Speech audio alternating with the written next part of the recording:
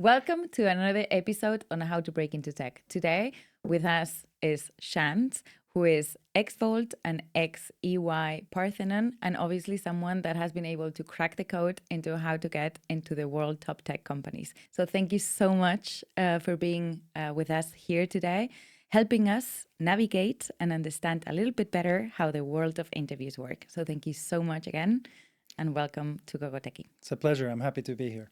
So moving into your journey, I want to hear everything about your story. And you were almost for 6 years at Wolt. Yes. In the moment of like an incredible stage of growth. So tell us a little bit more about that. Yeah. So I think in a very short summary, I essentially during Wolt, I started when there was about 300, give or take 300 employees. Now it's like 14,000 or something. And now it's like, it's about 13 to 14,000. Wow. I think it just keeps growing all the time. So I lose count. It was maybe 12,000 a few months ago, 13,000. So that's just like a little context of the growth that I lived. And during my time at Wolt, I essentially had the chance to build 3 different companies in 6 years. And the first of those 3 companies happened to be launching Wolt in Germany. Okay. And that happened right when we were facing the COVID lockdowns in Germany. So that was 2020. Wow. Challenging. That was insane. And I think me and the whole team who worked in that project will definitely cherish and remember that opportunity for the rest of our lives, because it was probably the most intense, hardworking time of my life, but definitely also one of the funnest. Okay. So yeah, that was a great experience. We were also side to side with companies like Gorillas and Flink that were just coming out of Berlin at the same time. So it was a great experience overall. Great. What roles did you hold during your time there? Like, sort of, what were your responsibilities in that moment of such a big growth? It did change Pretty during quickly, the time. Yeah. Yeah, it changed a lot. But I was originally hired to be an international expansion manager, which means usually at the very beginning we analyze, assess, visit, and do heavy market research on different countries that are go-to-market strategies. For go-to-market strategies. Then we build a business case on the most attractive. We present these cases to the company leadership. And essentially, based on the budget that we have, we choose what's the most attractive countries to launch. So that was a big part of the role. But the bigger part was obviously once the decision was made, we needed to go into that market, figure out everything, legal, tax, company setup, etc., hire the whole team and kick off operations until everything was kind of mature enough to essentially live on itself. Okay. So once we have hired the whole team and the whole team was like operating, everyone knew what they had to do, their responsibilities, then we could move on and go to the next project. But what a fun job, right? It's, it was very intense. You also get very kind of attached to the people you start working with because you're like creating something from scratch and then suddenly you need to like leave them. Yeah, let it go. But it's very fun. I think at that time in Wolt, it was one of the most attractive roles. Yeah. I think because a lot of people from all around the company just wanted to join the team. So it was a very big thing for the company back then. We're currently in around like 30 plus countries. And I believe the acquisition that DoorDash did was also due to the way we were expanding. Okay. And I think our expansion capabilities and the people behind the team. Great. So shout out to the Wolt expansion team. That sounds amazing. Going back a little bit before your experience at Wolt, you also worked for Cone and EY-Parthenon. Yeah. What motivated you to do the transition from a very established corporation, let's put it that way, in a completely different sector, to moving into the tech ecosystem? Yeah, that's a great question because I actually visit this a lot, and especially when I talk to younger people, I love to tell this kind of story because I honestly didn't know what I was doing at the very beginning, right? Like I just graduated from university. I did a master's in management at IE Business School. Um, and essentially, I was just trying to figure out what the working life was about, right? So you look at the big companies that everyone knows, and those are the places you think you should go and work. Yeah. Like if you get a job there, you made it, right? And it feels like everybody wants to do the same things, like the big four, the consultancy firms. If you have a clear vocation, then law in that sense, but banking. Yeah. So moving into tech, it was not as common as it could be now, right? Yeah, I think exactly like 12 years ago, I think those were the big names we were looking at, like big car manufacturing companies, big consumer good companies, name it Nestle, name it Kimberly-Clark, Procter and Gamble. Those were the places we were always looking at, right? And I think the biggest shift in my career happened when I got Kone is a great company. I learned a lot, but once I moved to Latin America and started working there, I just felt stuck. Yeah. Right, I felt like the learning curve was not fast enough, and I needed more Adrenaline. I needed more adrenaline. I needed more like kind of like work stimulation in a way. Like I needed to feel challenged, and this was just not happening at the pace that I would have wished. And somehow I felt like, okay, I need something that is really challenging. And I think a really big shift happened when I went to consultancy in EY-Parthenon, where I did strategy consulting. This is the first time I really got humbled in a way, like in a very positive way. And I started to really admire and respect all of my colleagues because they were all like brilliant. And I think this is where I learned the most about being a business kind of profile with strong analytical assets. But at some point then I felt I was missing, because I did one project where we did a turnaround and I discovered the power of like execution. Yeah. And I felt I was missing the execution side. I loved what I was doing, but I felt we just built a strategy and a deck, and then we never followed on what would happen after that. And when I had to change careers because of, let's say, like a life setup, ex-girlfriend living in Finland, and I had to just figure out how to make things work. I decided to go for 3 different companies, and I was really hearing a lot about startups, tech. It's so fun, the great culture. You know, you can grow fast, you can do things. So I researched what was the top startup in Finland, and the name Wolt popped up.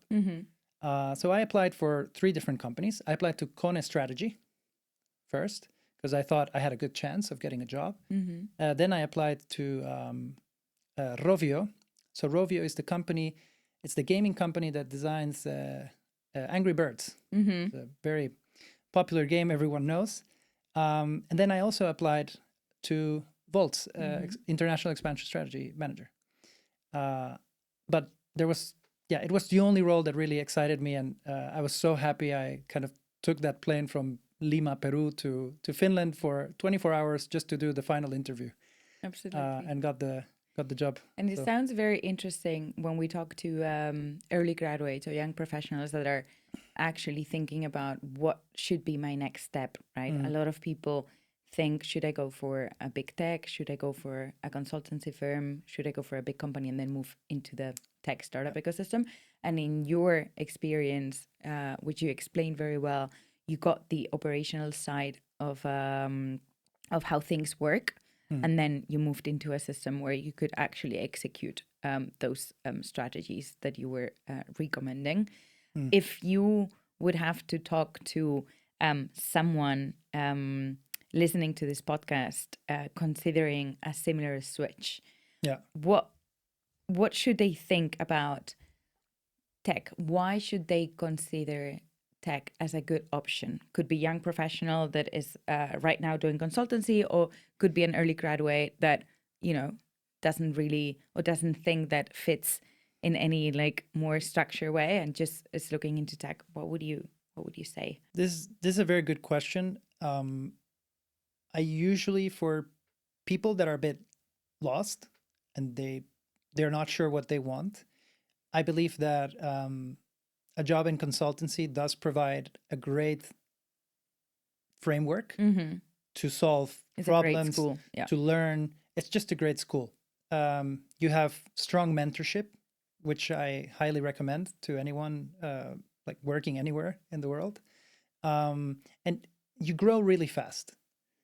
But then if you really want to switch and you're sure you want to go into tech, or if I need to recommend you why you should go into tech, it's just because the level of ownership and responsibility people get in tech, especially if you're doing early stage projects, companies, is massive. Like, I don't think any traditional company usually gives people that sort of maybe not freedom, but ownership. Yeah. And then, of course, some freedom to essentially, try to jump over structures to make things happen, go faster, think outside of the box.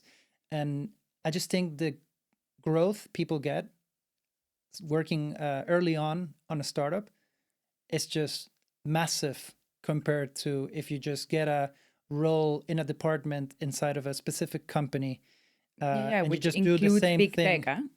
which includes a lot of big tech, but then you're just focusing on one thing. When you join, I think, early stage companies, sometimes you're forced to, for example, wear many hats. That's what you're saying. It's very interesting because when we get this question at Gogoteki, it also has a lot to do with the self-awareness in the sense that not everybody is going to fit into a dynamic, very fast speed environment. So if you are a person that needs structure, that needs mentorship, it's a different scenario in the sense that early stage startups require resilient people, autonomous people, people that wear different hats, that they don't care to wear different hats, that move in a right way in an environment with a lack of structure. So what we always say is, there are huge differences, and we have a course between what big corp versus startup means, and one of those things is related to who you are as a person and your vital moment as well. Yeah, I think, of course, I talk a lot about startup, but actually just want to correct that when I joined Wolt, it was already 300 employees. So it was not a very small company. Yeah. Now it's huge, of course. So I would call it a tech scale up, and now it's just a tech corporation. But I feel that just Wolt has managed to do something very well with its culture, which means it doesn't matter how big the company is, doesn't matter how many business lines or everything. It just feels like a startup from the inside, and it's still kind of you're still kind of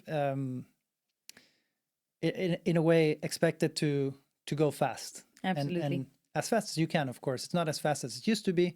There's more control. There's more. Now we're part of a public company, so that changes things a bit. But the mindset is still similar. Absolutely. Yeah. Absolutely. And I think it's about the people that have joined, the personality of every single person that has been there for a long time. Another thing that I wanted to talk to you about, which is a question that I get quite often. For example, on Monday, I was giving a class at university, and one student asked me, how important is it to experience this professional era outside your comfort zone, living in different countries, right? For me, it makes a lot of sense. It helps you in many different ways. And I think it builds you up as a different professional to have lived with different cultures in different countries and getting all that global work culture. From a scale from 1 to 10, how important was it for you to have lived in Helsinki, in Berlin, in Mexico, in Lima? So tell us a little bit about how those experiences shaped you as a professional. I think, of course, the reason why I started moving around was not purely by choice. So I think there's a lot of people in Europe and in the rest of the world who are facing the same situation, and we are just foreigners moving around and just trying to make a good life with a lot of experiences.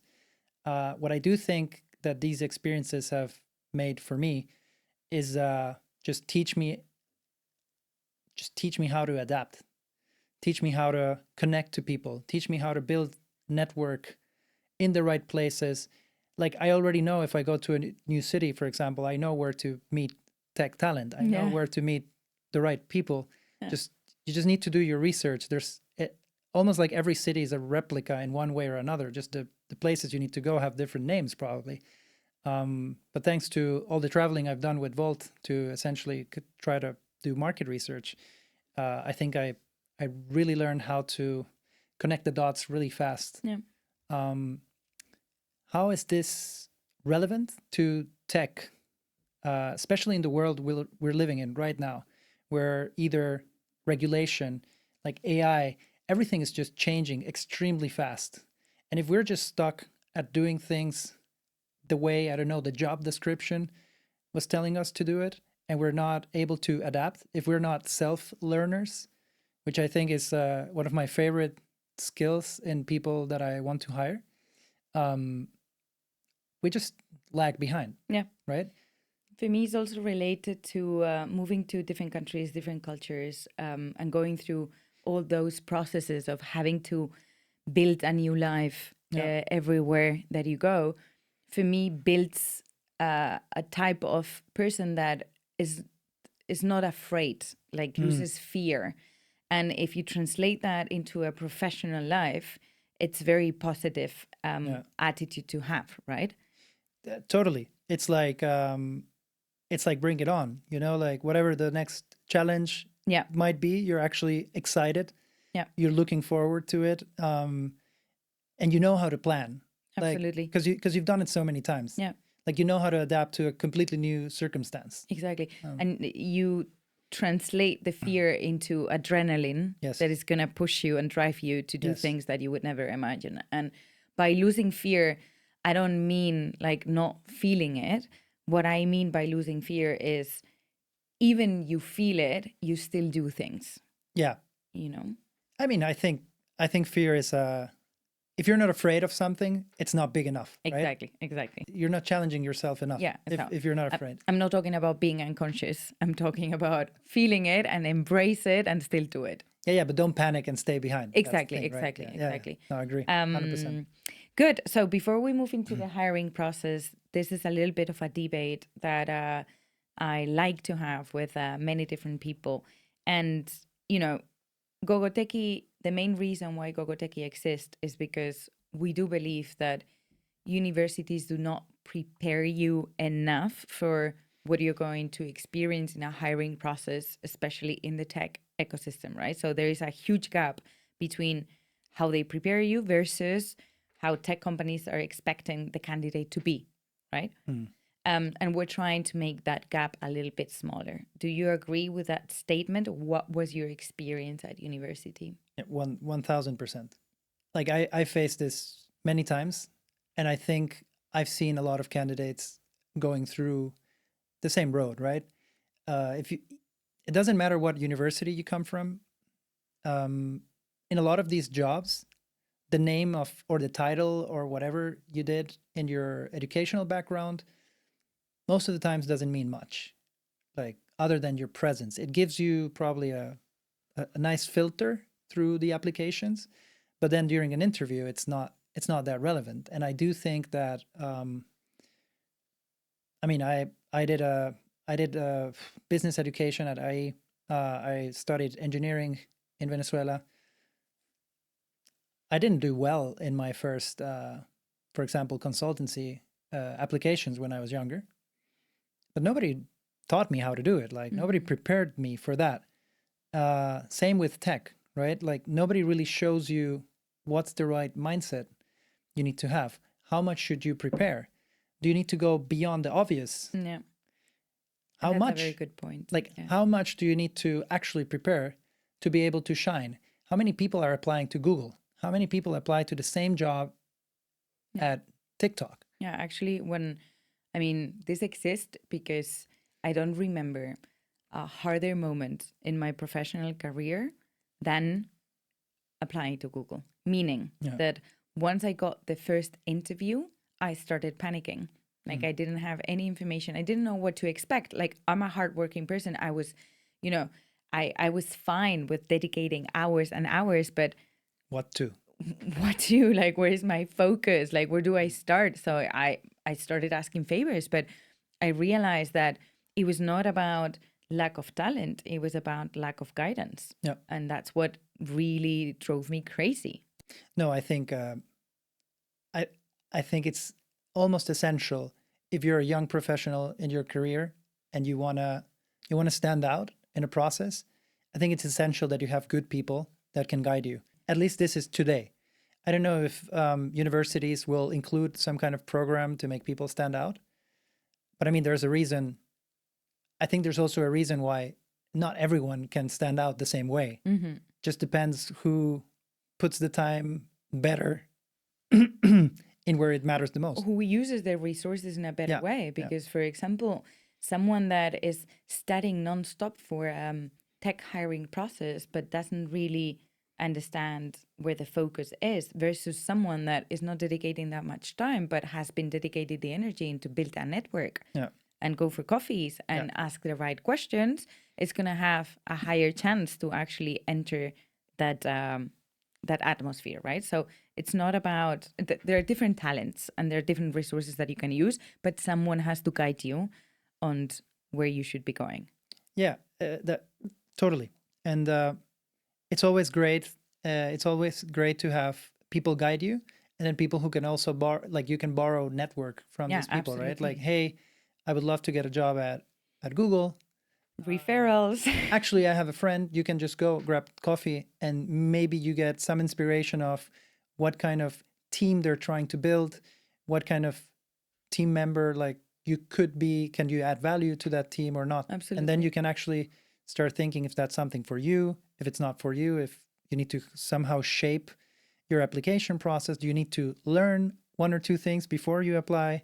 I know, 100%. So 100%. So yeah, moving into the hiring process, what type of roles was Wolt hiring for in the moment of like the big scaling moment, the big growth? Like, were they more?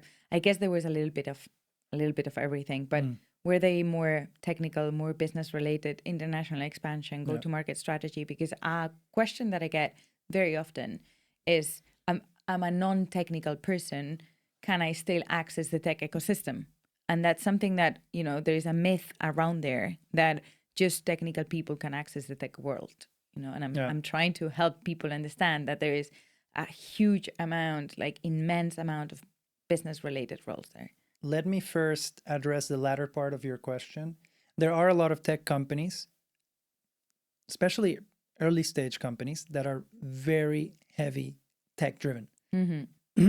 And I think the founders sometimes they feel like they don't want to dive into having very big business or operations or sales kind of capabilities in their teams, because I mean there's a lot of tech to sell, right? Like if you have good performance marketing, stuff like that, it seems like you don't need it. They will need it at some point, right? And this just makes me jump into the actual answer of the question, is that I think all companies have different stages in their life cycle, right? At first, I would say that before I joined Wolt, it was probably still a lot about scaling, but probably before that, it was about building a great product. Yeah. Hyper focusing on one single product that really works, and that means you need to have a very good tech setup. And then you kind of go into, okay, now it's a bit of like a wave of we need to hire the best tech talent that is available. And maybe we hire few people that can help us test things and see how it, if there's a good product market fit. But once you go through that stage and there's great product market fit and you hyper focus on making that product better, it's the time to scale. In the case of Wolt, you need to build like proper operations. You need to build teams. You need to scale. You need to get that product out to hundreds of merchants everywhere. And then you need hands. And then you need people to guide those hands. And then you need people to build strategy for those hands. And I think that's more or less where I came into the company. We needed more resources to expand to more countries faster. That's a bit where I came in. But I did see the further transformation once I think we reached, I don't know, country number 25 or something. Now we are at 32. I might be wrong with the last number, but it's a lot of countries. But after we got acquired by DoorDash, we started to see the situation where we actually had way too many people in both companies. And then it starts to be, okay, how can we grow to be more revenue by keeping the headcount stable? And then it's again this, okay, we need to become more efficient. We need to build better tools in-house. We need to streamline processes. We need to make things more automatic. We need to release more products from the learnings we've had. And then it becomes kind of this transition point where it starts to be tech driven again. And I think this is the stage of the company where we have a great scale. We are efficient, but now we have so many great resources and talent, and there's budget coming in that we need to build more and more products, more and more verticals. We need to have huge tech teams in place, so product and engineering. But then those products need to go to market. Yeah. So you need to have a big sales team. And then you need to build teams for each one of those new, Products, call it verticals, products, business lines. So it's a bit of a cycle in the case of Wolt, for example. So it kind of just comes and goes a bit. Definitely. It happened to me at TikTok back in 2020. Basically, TikTok is a monster now, right? Yeah.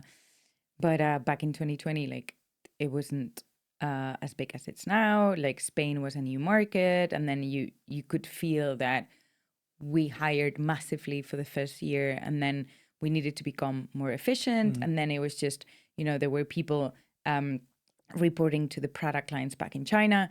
But at the end of the day, like, product was just stayed in one specific market. And then you didn't need that many product operations running in each one of the markets. So it changes.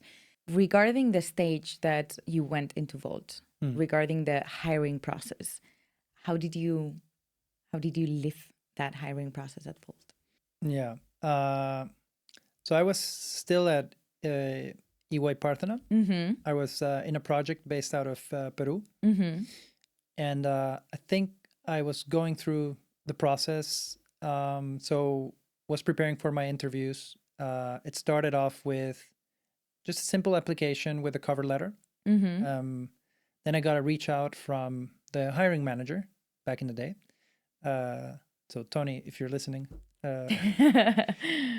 And we just jumped into a chat. I had done some research about the company. I had spoken to a few people in Finland who worked in McKinsey and Consultancy and were just telling me that, look, there's a lot of talent from our consulting companies moving into Wolt.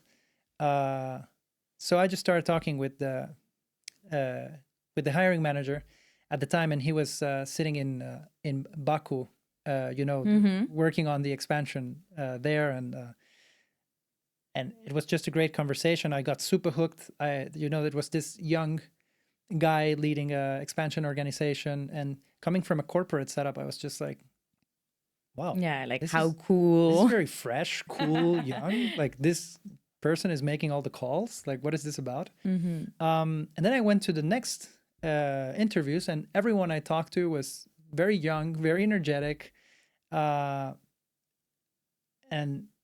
I was just really impressed with how a company can run with, under 30-year-olds at the time.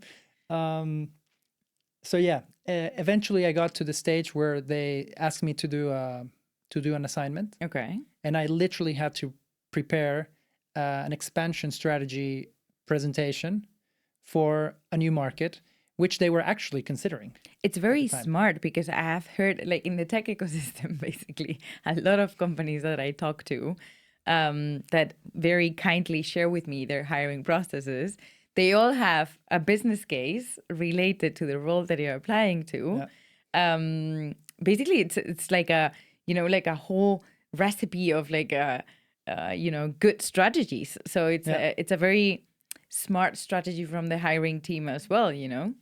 It's great for both sides. Exactly. For the candidate, it's amazing because you actually, for the first time, get a little sneak peek of what the job is actually about. Exactly. And the challenges that you're going to need to face. And also during the process, if you're actually made for that role specifically. Yeah. And I think, for the company, I've heard more than once, especially when hiring very senior people for like GM roles, etc. Like, that's a great idea. I'm keeping it.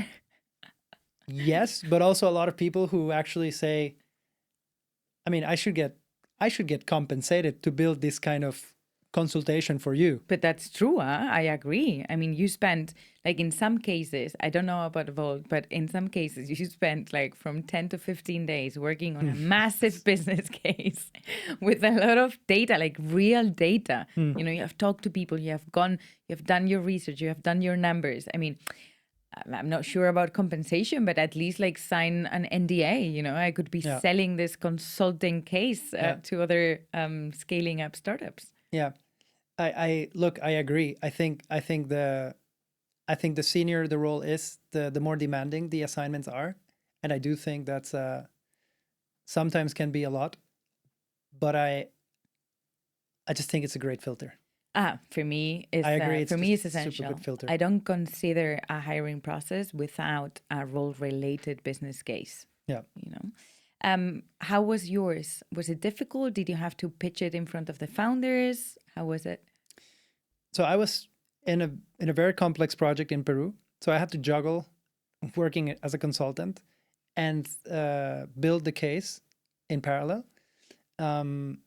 Luckily, they offered me, I think, like 3 markets. I chose one of them. They were all in the Middle East. I had friends living there. So Nice. Thanks to IE Business School, right? So you go, you meet a lot of people from all over the world. Because we didn't have AI back then. So I actually called my friends and I just started asking them, hey, food delivery in your market, how does it look like? Started getting like a lot of, very, let's call it like subjective answers. Yeah. And then we dived into some numbers. I asked them some favors. I could imagine how things were looking like in that country. And then it's just about, I made a bit of research. I put in a case. Because I was working in consultancy, I knew how to at least build a presentation. And then they flew me to Helsinki. There was no way I could get into Wolt without presenting face-to-face in Helsinki to them. Oh, so cool. I was in a very tough spot with the project I was working on in Peru. So I had to fly. I asked Friday off. I think I flew like Thursday night, arrived there Friday evening, slept, and Saturday morning I went to the Wolt offices and presented to, there was Marianne, who currently is the CEO of Wolt. There was Tony, who is my hiring manager. There's Bruno, who you know. And they were all there sitting. I think they were the ones that were in the office that day, and I presented to them. I was a bit... So it was challenging, the whole process. There was a bit of a jet lag situation. But it went so good that I just walked out, and they just immediately called me back, and they said, hey, we want you to be a part of the team. Yeah. So, and also, I mean, the story that you're telling me, it resonates with other people that were capable to join in companies at that specific, stage of growth.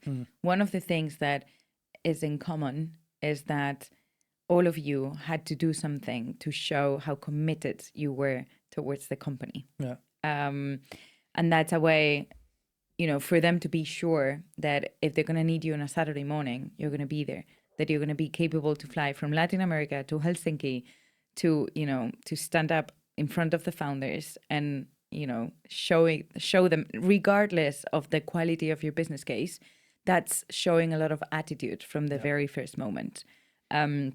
So I always insist a lot in how to show commitment, how to show attitude, how to show value. And that's a beautiful example on what you did, right? Yeah. So good. I imagine very different from the hiring process for EY-Parthenon, maybe. Yeah. Yes and no. I mean, I think the main difference was that I was already in Mexico. I didn't need to fly anywhere. But I think both. So getting into EY-Parthenon was a lot about also meeting the team and getting interviewed. But there was always like a mini case behind every single round. It was more structured, right? There's way more structure in the interviews, and you're always expected to be thinking fast. You need to, make mental math. Yeah, in your the brain head. teasers. Yeah, The brain teasers.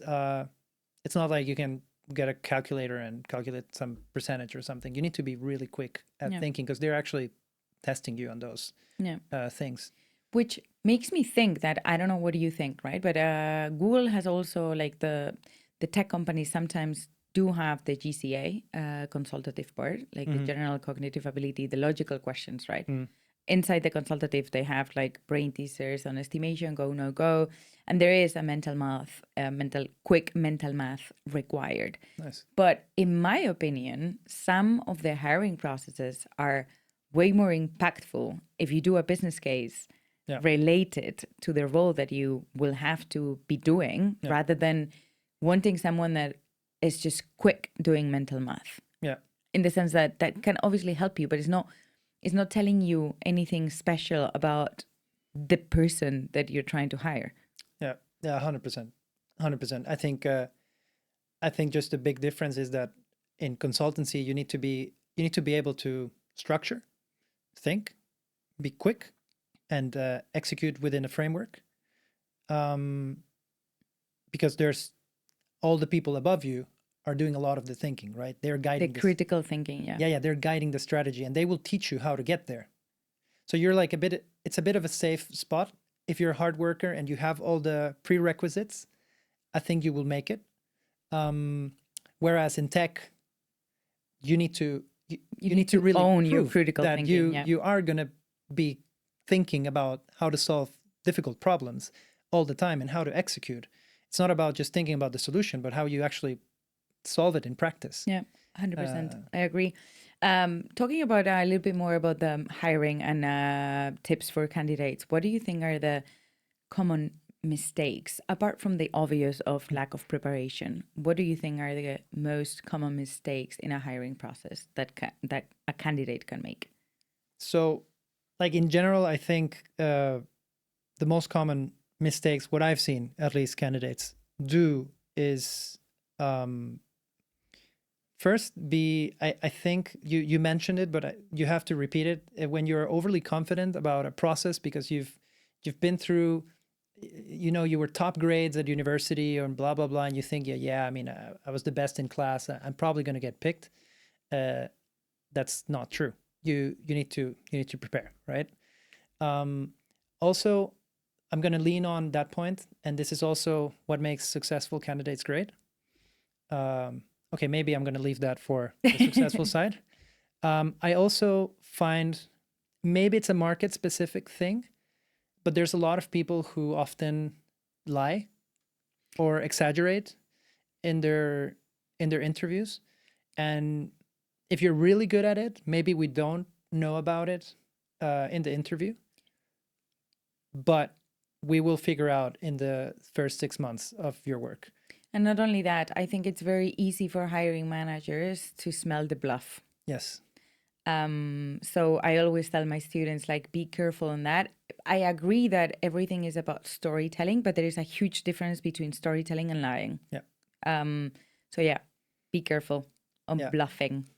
And I think another common mistake is, I'm a hiring manager, right? So it means that if someone was talking to me, they already kind of went through the filters of talking to talent acquisition, like they probably already know a bit about the company.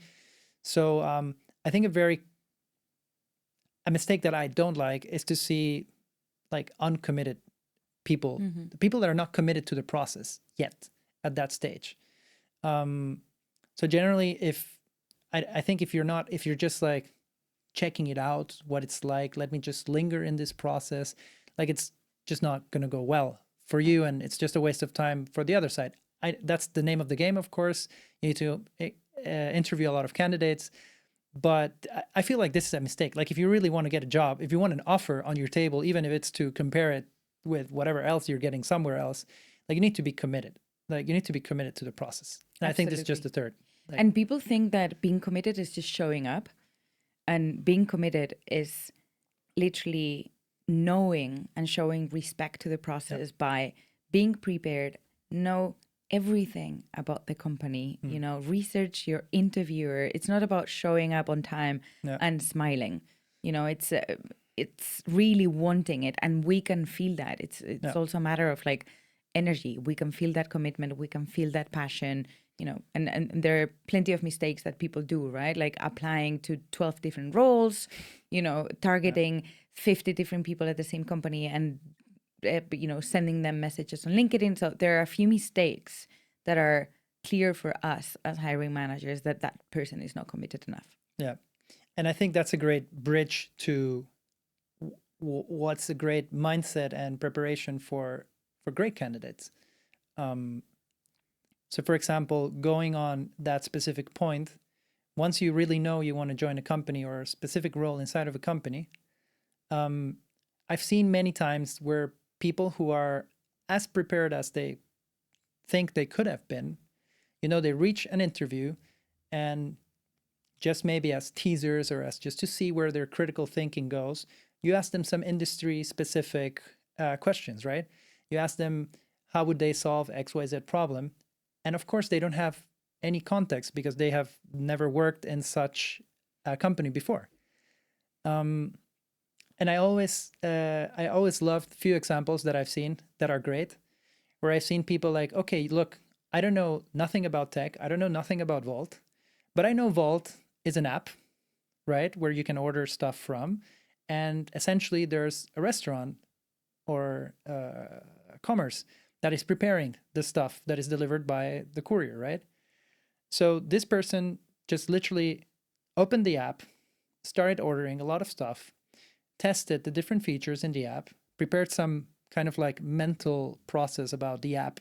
What does the person like, what they don't like, etc.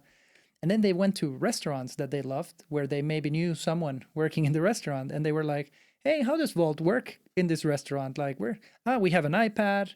And then they start like gathering, and it just kind of really builds them. How much do they charge you, right? How much does Wolt charge? Oh, it's very expensive. We charge XXX percentage points and la la la. And then this person just comes to a meeting like they're fully prepared, even though they never worked a single day in the industry, but they just have so many insights just by understanding the pain points of different parts. And I know Wolt is very day-to-day life kind of stuff, but I'm pretty sure people can figure it out in almost any industry. There's always users, there's customers, there's clients using almost every product. Otherwise, there wouldn't be a business. And we go back to the main quality for you to stand out. Most of the times, it's just going to be curiosity, especially in the tech ecosystem. Yeah. So it's not only about preparation, it's about being curious, and when they ask you in an interview a problem that you don't know how to solve, a curious person asks questions. Yeah. And that's sometimes is enough for a hiring manager to understand that the questions that person is asking are good questions, that rather than someone that is really fully prepared with no curiosity, So, I mean, there are different qualities that are going to definitely make you stand out, but I want to move into a topic that, it's very common nowadays, and it's AI. Right? A lot of candidates, a lot of my students rely too much on AI most of the times. I've been testing AI for a couple of months now, and I know ChatGPT is very good in rewriting. So I fully support people using ChatGPT for CV rephrasing, getting the achievements for storytelling. There is a lot of tools, for example, Teal for job hunting, Resume AI, CV Maker, etc. Tools that we didn't have back then. Yeah. And I highly recommend students to use them because they're gonna make them be way more efficient. Remember how much time we used to spend with creating our CV? It was a nightmare, Yeah. So use AI, get support from AI, but AI is gonna give you generic answers, and AI is never gonna help you on how to structure your thinking, on how to build a network, on, you know, how to use real life examples, how to really create an impact. So I don't think AI is the solution to stand out. So I have this course called AI is going to help you, but it's not going to get you hired. What's your statement towards that? I fully agree. I think of AI. I'm not sure if this metaphor helps everyone, but you can think about it as a carpenter, and AI just does the carpentry job for you in a way. It will structure how you should prepare for the interview. It will probably ask you questions if you ask it. It will build your CV. It will do all of that like manual work very well for you. But the quality inputs and the content you'll get from it, it's as if everyone is using the same carpenter for the same process. That's the thing. Like nowadays, we need to be more and more unique, you know, and it's going to be more difficult for the upcoming generations to stand out in the workforce. So obviously you need to work towards that instead of getting the same generic questions and the same generic answers than everybody else. And that's again the strong value of just using your network, interviewing people, like know what things are about in a company like that, and just get context from people who are not sharing it online, right? Because ChatGPT can probably just get things from news articles or things they can actually access, but it won't give you like real opinions from people that are actually behind the operations of a company or behind a store or behind. Absolutely. Absolutely. Good. Moving into a little bit about, you know, we have talked about being curious and how to stand out. So beyond technical skills related to the role that you're applying to, what other personal skills? Because, for example, a couple of months ago, I read an article of the World Economic Forum for the Future of Jobs report that basically stated that in 2030, by 2030, you know, technical skills are not going to be as required as they are now, obviously, right? But what are the soft skills or personal skills that for you are going to make a candidate stand out apart from being curious? I would say that curiosity is obviously very important because it helps you to become a self-learner. It helps you with a lot of different things, like to reach out to people, to ask questions. But I think the key thing, especially in tech, is to own stuff. Like you need to really feel you're the owner of whatever job, whatever project, even sometimes area you're in.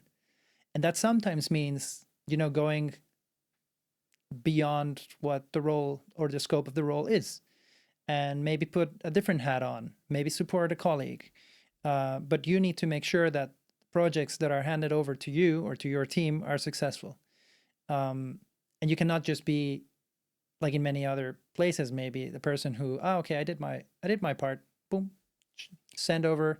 So I think a great asset is to really own and understand why this project is important, where is it leading, what's the North Star of the company, and how your work is impactful. So I think that's great. Related to what you're saying, I do like to hire people that care about having an impact.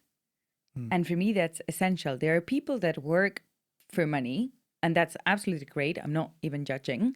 But there are people that their main driver is to create impact, big or small, but they do care about that. And you feel that when working with people. Creating that impact is what's going to make that person help a teammate. You know, it's going to be generous enough to go above and beyond. And those are the people that I like to hire. Yeah. It's also about energy, alignment with the company vision, and also not being afraid to point things out to other people. For example, sometimes like it's not like your manager or your team lead might always have the right answers, right? So you need to be confident enough and you need to care enough about the projects you're working in to actually communicate stuff to your superiors, give them feedback. Like, look, this might be hurting the team because X, Y, Z. Like, you need to be that person. You need to be fully aligned, fully committed to the values of the company and to the vision and what you're building, and have an impact. I think final one, which is also important.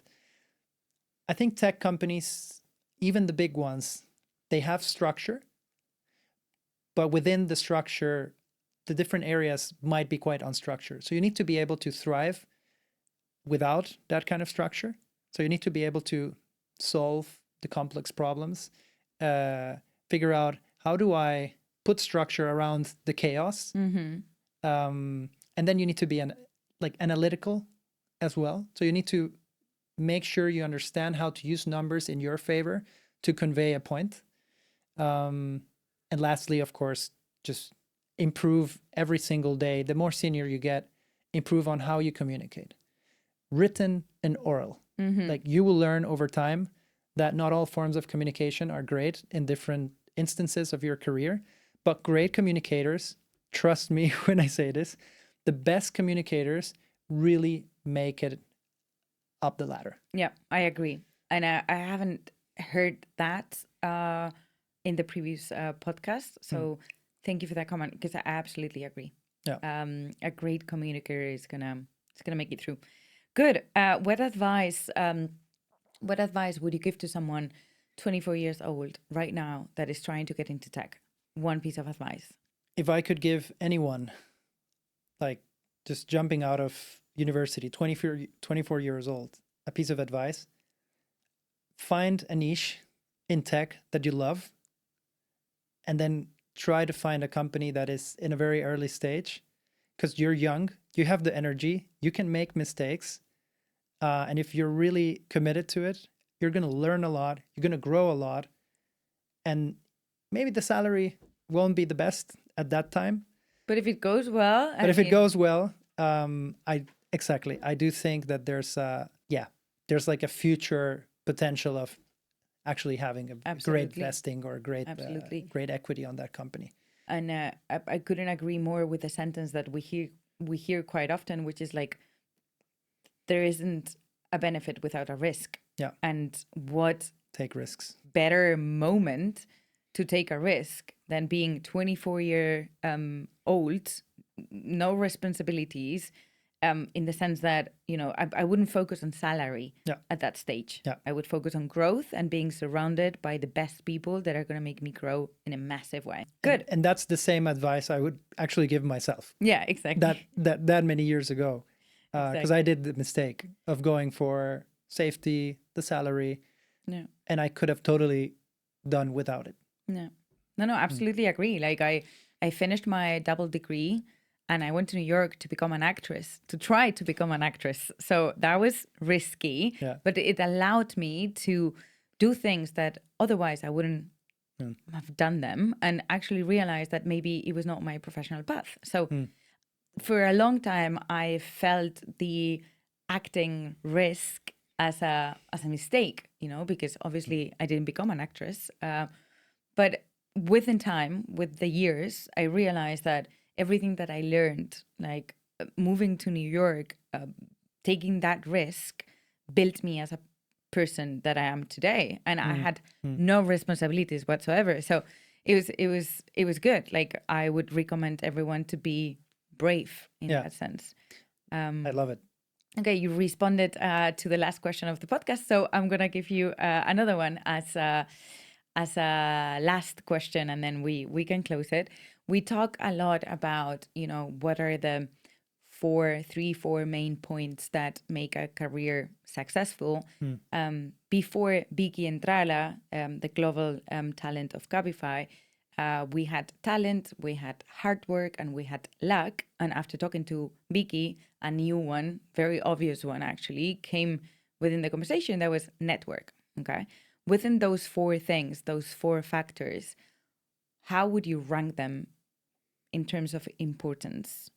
In the sense that, for me, I would rank them for you first. For me, it's hardworking, the first one. The second is going to be, I'm between talent and network. I don't know. Probably hardworking, talent, network, and then the fourth one being luck. How do you define talent in this context? In the context that for me, I think one thing that I did well was to find out not what I was good at, but what I was really bad at. So I was very close to my specific talent in the very early years of my career. So I got the chance to develop something that maybe having made a different decision, I wouldn't have been able to make. So I was good in sales. I was good in digital marketing. I was good in communicating. So I focus on that specific talent. Yeah. So I developed many other skills, but I grew in that area. So I think I would rank them with hard work, network, talent, and luck. Okay. The reason why, I do believe talent plays a very important role. Like, if you're a football player, it's not like you're gonna just join a water polo team, right? Because you're good at football. I do agree, but I think in the working atmosphere, this kind of like changes of a switch in your career path is actually a very common thing, and people can learn everything. Absolutely, but I'm going to disagree in one specific thing, in the sense that I'm a big believer of the following. I struggle thinking that you can become brilliant at something that you're not very good at, in the sense that you don't really enjoy it, in the sense that That's true. if I'm not the most analytical person and I'm working in a finance department, I think that's not where my talent belongs to.